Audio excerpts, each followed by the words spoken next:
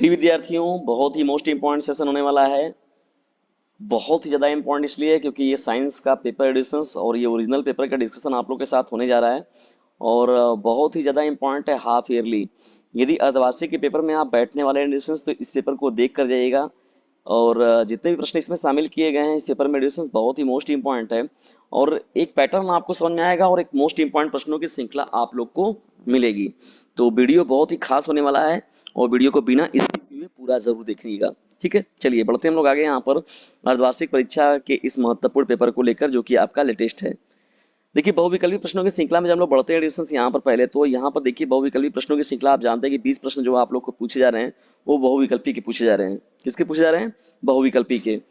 तो ये आप लोगों का देखिए पहला जो खंड होता है, खंड क में यहाँ पर है भौतिक से प्रश्न बहुविकल्पी का। तो पहला देखिए प्रश्न क्या है, लेंस की क्षमता का मात्रक क्या है? लेंस की क्षमता का मात्रक जो होता है एडिशंस वो होता है डायोप्टर होता है। क्या होता है? डायोप्टर जो होगा इस प्रश्न का राइट आंसर हो जाएगा। यह सही मात्रक होता है जिसे हम लोग कहते हैं इंटरनेशनल सिस्टम, यानी अंतरराष्ट्रीय पद्धति में जो है डायोप्टर इसका मात्रक होता है। उत्तल दर्पण से बनने वाले प्रतिबिंब की प्रकृति क्या होती है?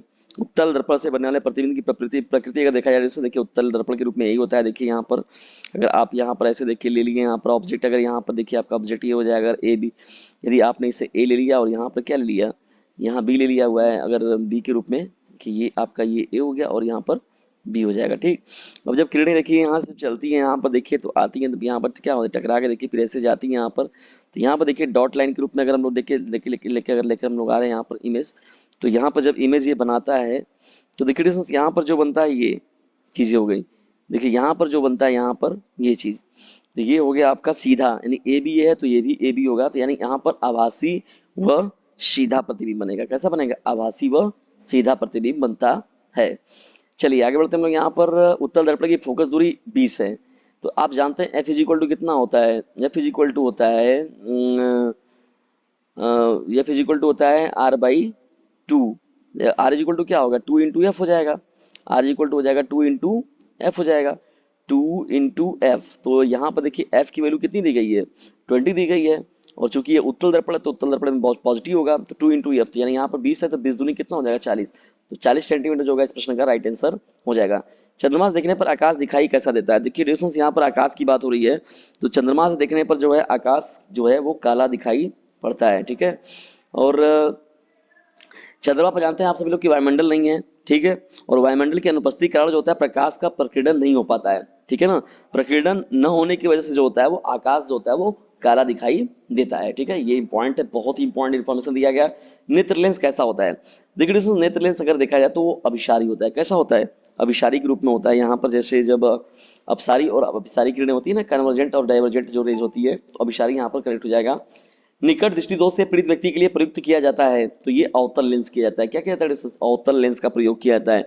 कैसे किया जाता है? देखिए यहाँ पर जब है आप सपोज कीजिए कि ये आपका नेत्र है, ठीक है ना, तो जब जानते हैं कि निकट दृष्टि दोष का मतलब होता है अवतल मतलब दूर की वस्तु नहीं दिखाई देती है ना, तो इसका मतलब होता क्या है कि इमेज जो होता है आपका वो रेटिना, यहाँ पर रेटिना से पहले बन जाता है। इसका मतलब कि इमेज आपका यहीं पर बन जा रहा है। तो इमेज बन जा रहा है यहाँ पर, यहाँ से आपको जो किरणें रेज मिल रहा है आपको यहाँ पर, ये रेटिना से पहले बन जा रहा है, तो इमेज आपका वो होगा ही नहीं क्लियर।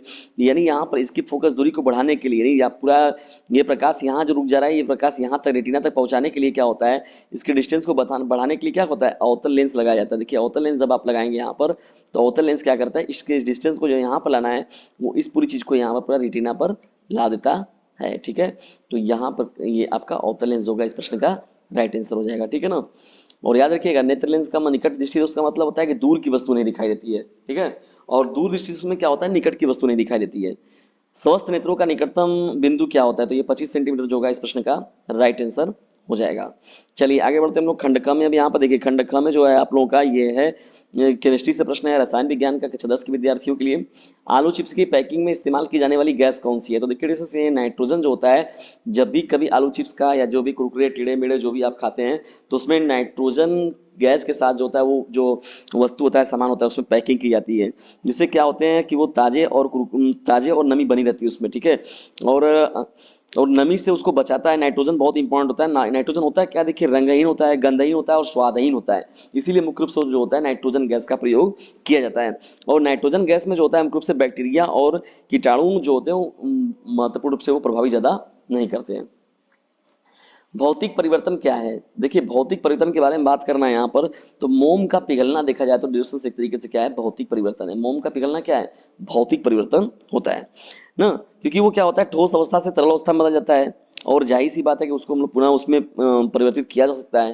तो इसलिए देखिए यहाँ पर ये मोम का पिघलना हो गया, बर्फ का पिघलना हो गया, ये सब भौतिक परिवर्तन में आते हैं।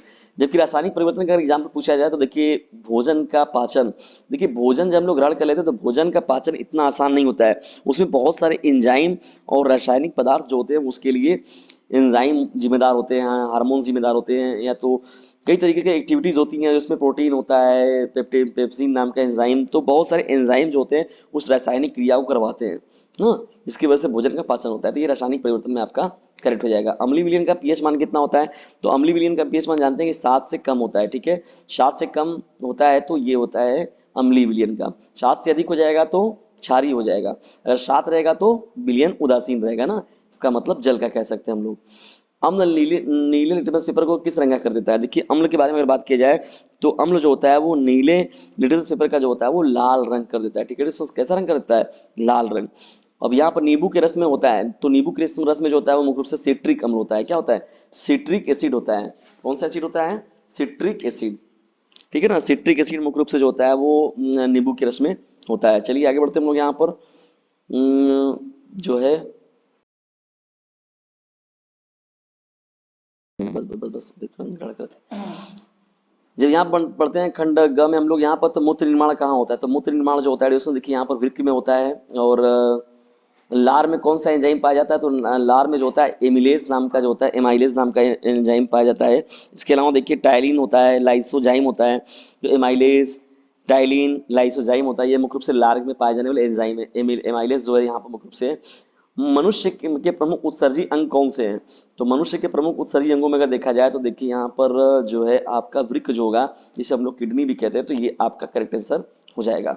मानव हृदय में कोष्ठों की संख्या कितनी होती है, तो देखिए यहाँ पर 4 होता है टोटल कोष्ठों की संख्या, नहीं 4 कमरे होते हैं टोटल। इसमें कौन कौन, दायां आलिंद होता है, दायां निलय होता है, बायां आलिंद होता है और बायां निलय होता है, ठीक है।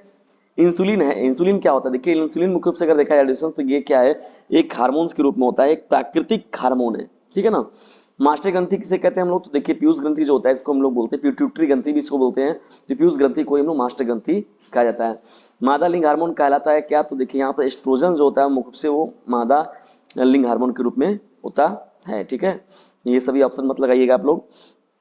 यहाँ पर जो हो जाएगा एस्ट्रोजन, यहाँ प्रोस्टेस्टेरोन जो होता है ये मुख्य रूप से मादा लिंग हार्मोन होते हैं। खंड आ में देखिए यहाँ पर प्रश्न जो है, इन प्रश्नों को आप लोग देख लीजिएगा, सभी प्रश्न जो है इंपॉर्टेंट है, इनका अगर दिक्कत होगा आप लोगों को तो बताइएगा, मैं इसका सलूशन आप लोगों को करा दूंगा।